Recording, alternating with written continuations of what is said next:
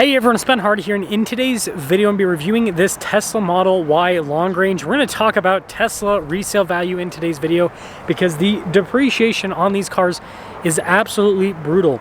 A lot of these Teslas are getting to the point where they're basically worthless when it comes to value. Anyways, before we get in this video, huge shout out and thank you to the Larry Trailer Dodge Ram here in Sandy for giving some time with this used Model Y. This one is available for sale, so if you're interested, link to their website in the description down below. Link to my car buying guide as well. Let's get into it.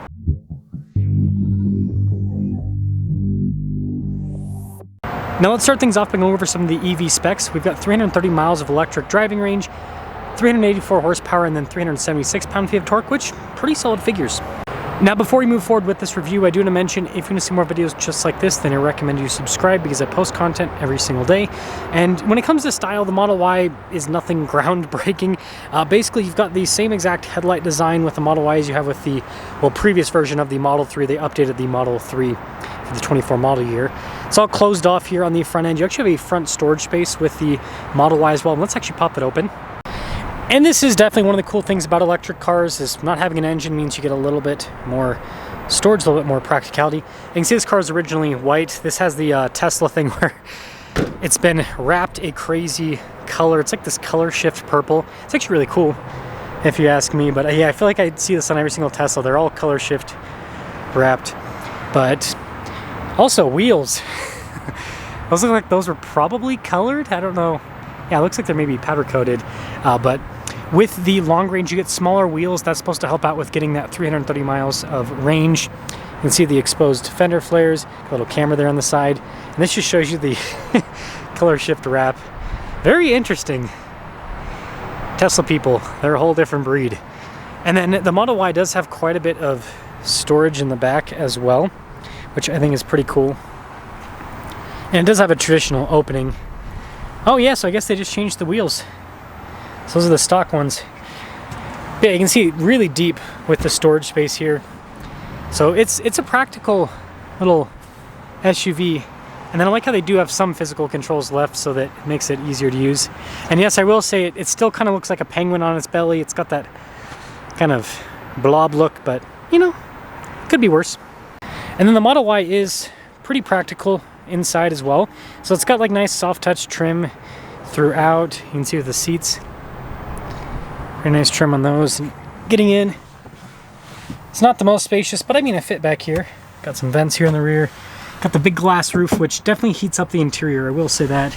And getting out, yeah, not too bad. And then up front, you can see again with the material used throughout.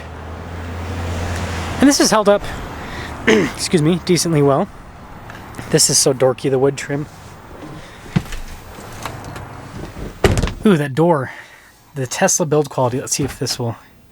I gotta do the card! Well, now that I've done the magic card, you can see this has like a 360 camera system, which is pretty neat.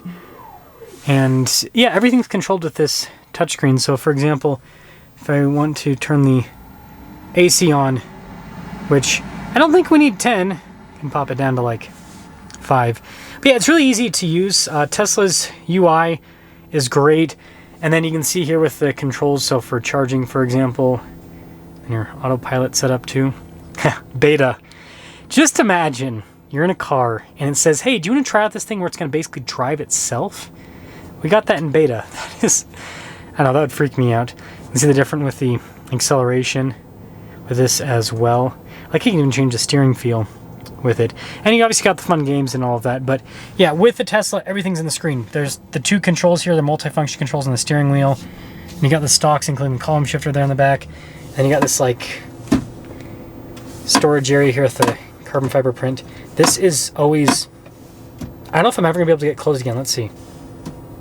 There we go. It's gotta be very gentle. Yeah, lots of storage. And I like this trim here. It feels pretty durable. And then we kind of talked about this glass roof and all sun visors. I like how they're shaped. Now this is a 2021, so 3-year-old car, almost 4 years old because we're getting through this 2024 year pretty quickly.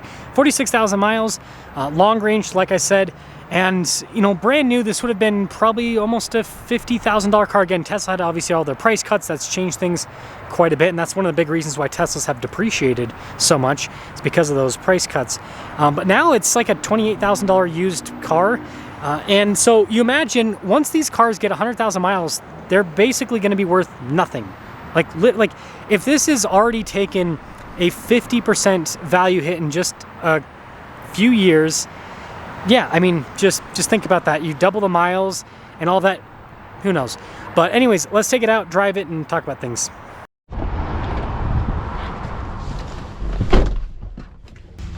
It's not too bad, to be honest. I know you can set up your phone and everything with it too. But let's, I like how they changed the thing to purple. Let's set off in this Model Y. Did the fan turn off again? Whatever. I'll just roast in the car. I don't care. Part of the job. So, it seems like you guys really like these depreciated vehicles that I've been reviewing. So I'm going to continue this series because it's honestly really fun for me to film. It's nice when I have a chance to do something that's a break from the norm. Like normally on the channel, I only film brand new cars. And don't get me wrong, brand new cars are exciting, but they get boring after a while. It's fun to go back and film just different stuff. And I honestly really like used cars because it's cool to see what you can buy for a certain amount of money. Like, think about this for a second. Just take away the whole, you know, Tesla stuff and everything, and look at this for what it is. This is a car that can go electric over 300 miles on a charge. It's got all these, you know, features. It's got the 360 cameras and all of that, and it's got almost 400 horsepower, and you can get this for less than 30 grand.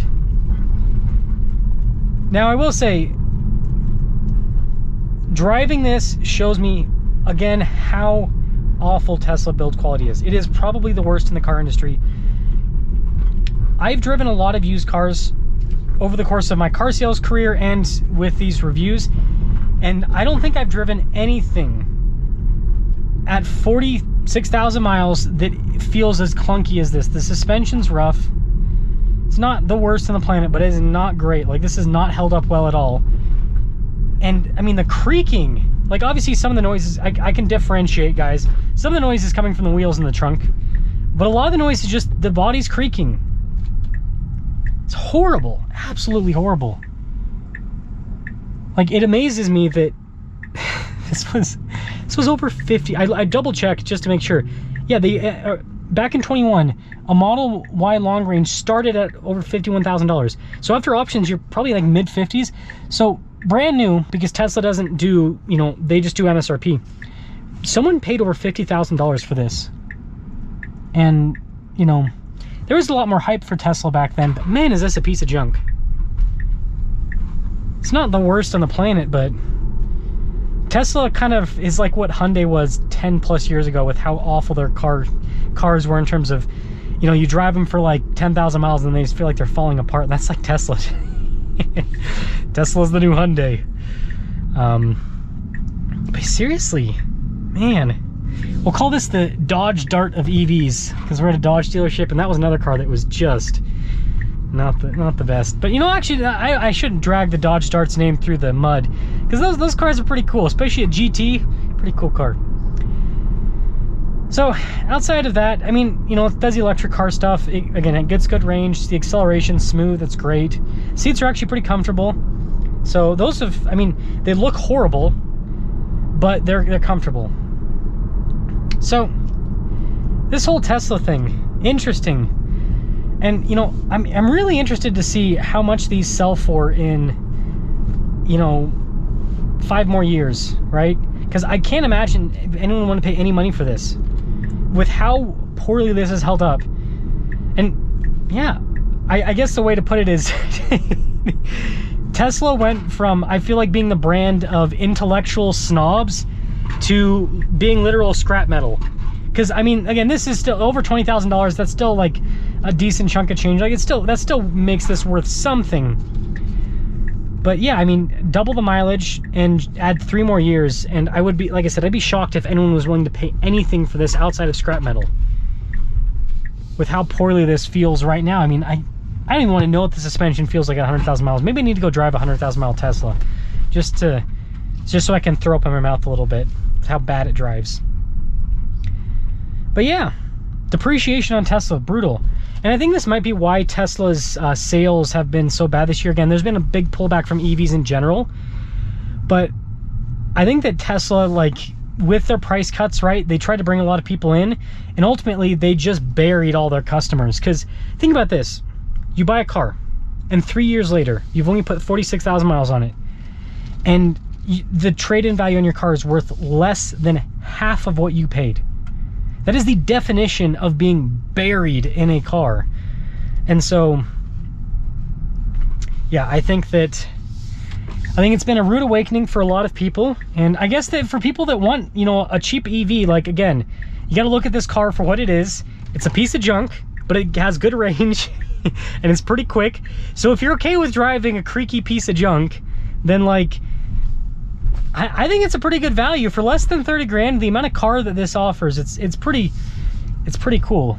So, and I've got some friends that have bought some of these used Model Ys, and so I think that might be the way to go. But then again, once something breaks on this, it ain't cheap to fix. And you also have to deal with Tesla service centers, where you have to wait for like 10 years. I'm just kidding, it's not that bad. But I've had people tell me they've had to wait a long time to get any sort of servicing on the cars when stuff breaks. So let me know your thoughts on Tesla depreciation, and let me know what vehicle you guys want me to do next. Utah, I film with pretty much, not all, but a lot of the dealers here in Utah. And so if there's a particular car that you want me to do a review on that's like mega depreciation, mega depreciated, like this Model Y long range, let me know and I can get to work with finding one at one of the dealers here. That's all.